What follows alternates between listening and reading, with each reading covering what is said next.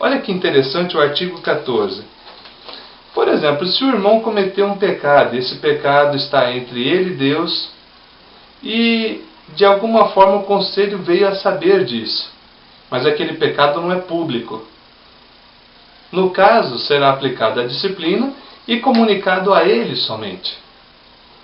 Existem pecados que se tornam públicos e causam vergonha para a Igreja de Deus, desonram o Senhor.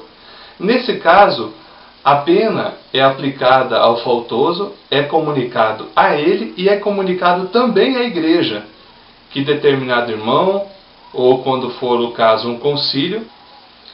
Aqui nós temos o artigo 16, 17. Vamos olhar um pouquinho o artigo 17. Diz assim: só poderá instaurar processo dentro do período de 1 ano a contar da ciência da falta. Parágrafo único. Após 2 anos da ocorrência da falta, em hipótese alguma, se instaurará processo. Alguém poderia dizer, mas essa aí é a famosa prescrição em um código de disciplina da igreja? Sim. Pois bem, nós vimos que a pessoa pode ser disciplinada, os concílios podem ser disciplinados, que tipo de pena pode ser aplicada. Vejamos agora o capítulo de número 9, restauração. Todo faltoso terá direito à restauração, mediante prova de arrependimento, e nos seguintes termos.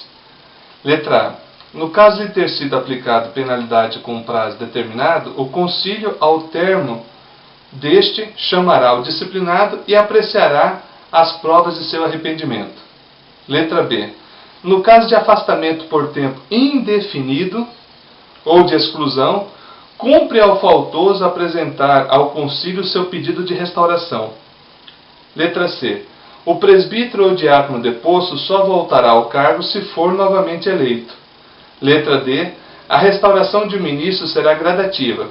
Admissão à Santa Ceia, licença para pregar e, finalmente, reintegração no ministério. Parágrafo único. No caso de afastamento por tempo determinado, em que o faltoso não tiver dado prova suficiente de arrependimento, o tribunal poderá reformar a sentença, aumentando a pena. Artigo 135.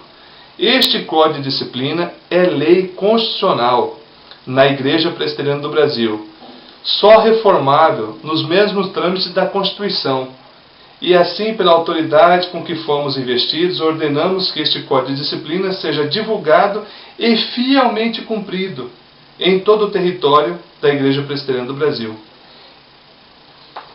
Esse Código de Disciplina é uma opção na IPB?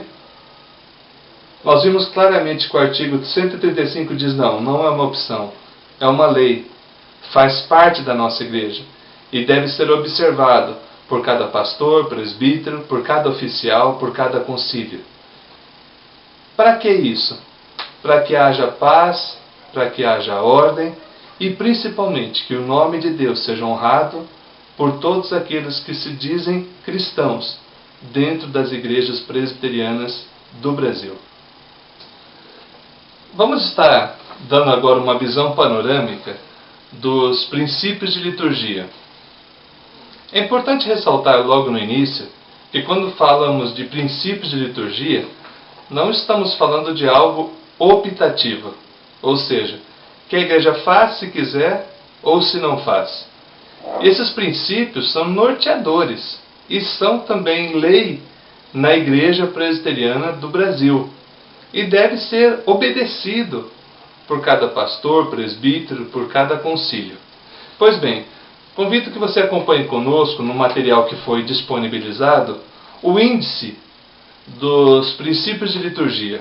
Diz assim: o capítulo 1 trata do dia do Senhor, o 2, o templo, capítulo 3, do culto público, capítulo 4, do culto individual e doméstico, capítulo 5, do batismo de crianças, capítulo 6, da profissão de fé e admissão à plena comunhão com a igreja, capítulo 7, da administração da ceia do Senhor, capítulo 8, da bênção matrimonial, capítulo de número 9, visitação a enfermos, capítulo 10, funerais, Capítulo 11, jejum e ações de graças.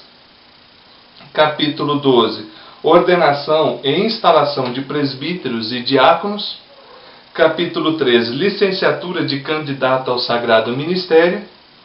Capítulo 14, ordenação de ministros. Capítulo 15, posse e instalação de pastores. Capítulo 16, organização da igreja local. E o capítulo 17, disposição geral. Nos princípios de liturgia, no capítulo 1, trata a respeito do dia do Senhor. Diz assim o artigo 1: é dever de todos os homens lembrar-se do dia do Senhor, domingo, e preparar-se com antecedência para aguardá-lo.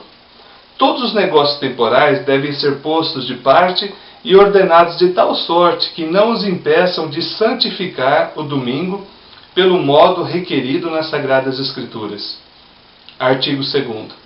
Deve-se consagrar esse dia inteiramente ao Senhor, empregando em exercícios espirituais, públicos e particulares. É necessário, portanto, que haja em todo esse dia santo repouso de todos os trabalhos que não sejam de absoluta necessidade, abstenção de todas as recreações e outras coisas que, lícitas em outros dias, são impróprias no dia do Senhor. Os crentes, como indivíduos ou famílias, devem ordenar de tal sorte os seus negócios ou trabalhos que não sejam impedidos de santificar convenientemente o domingo e tomar parte no culto público. O artigo 4º diz assim: conselhos de pastores devem mostrar-se atentos e zelar cuidadosamente para que o dia do Senhor seja santificado pelo indivíduo, pela família e pela comunidade. Meus irmãos, o dia do Senhor. Os princípios de liturgia da nossa igreja dizem claramente que devemos tomar cuidado com relação à santificação do dia do Senhor. E cada vez mais nós vemos comércios abrindo, pessoas fazendo tudo que fazem rotineiramente durante a semana, também no dia do Senhor. As nossas igrejas deveriam zelar pela dedicação ao Senhor conforme estabelece em sua palavra. E veja que isso não é uma opção. Não é se eu quiser eu faço. Quando eu quebro o preceito do dia de descanso, quando eu quebro o dia de descanso estabelecido por Deus, eu estou incorrendo em falta, estou pecando contra o mandamento do Senhor. Daí a necessidade do indivíduo, da família, da igreja, da comunidade estar zelando para que esse dia seja de fato santificado ao Senhor. E nesse sentido eu faço um parêntese que eu entendo ser necessário.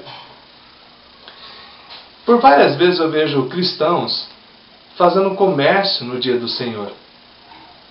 Quando nós vamos olhar a confissão de fé, e principalmente as Escrituras Sagradas, nós vemos que não convém a um crente em nosso Senhor Jesus Cristo realizar comércio no domingo. Ora, a maioria das pessoas que eu converso são unânimes em dizer o seguinte: tudo aquilo que eu estou comprando no domingo, eu poderia ter comprado no sábado ou na sexta-feira. De fato, são poucas coisas que são extremamente urgentes que você não poderia comprar no outro dia. Mas, no que isso atrapalha? Primeiro, você está desobedecendo o mandamento de Deus. Segundo, você está estimulando que aquele comércio continue aberto no dia do Senhor, impedindo que os seus funcionários, alguns talvez até irmão de fé, venham participar das atividades da igreja, impedindo que eles honrem o Senhor no dia do Senhor. Então perceba que às vezes um pecado teu pode também estar levando tantos outros a não conseguirem cumprir o que diz, o que determina a Bíblia Sagrada. Queremos dar um destaque também para o capítulo de número 4, quando fala do culto individual e doméstico. O artigo 9 diz o seguinte: no culto individual, o crente entra em íntima comunhão pessoal com Deus. Artigo 10. Culto doméstico é o ato pelo qual os membros de uma família crente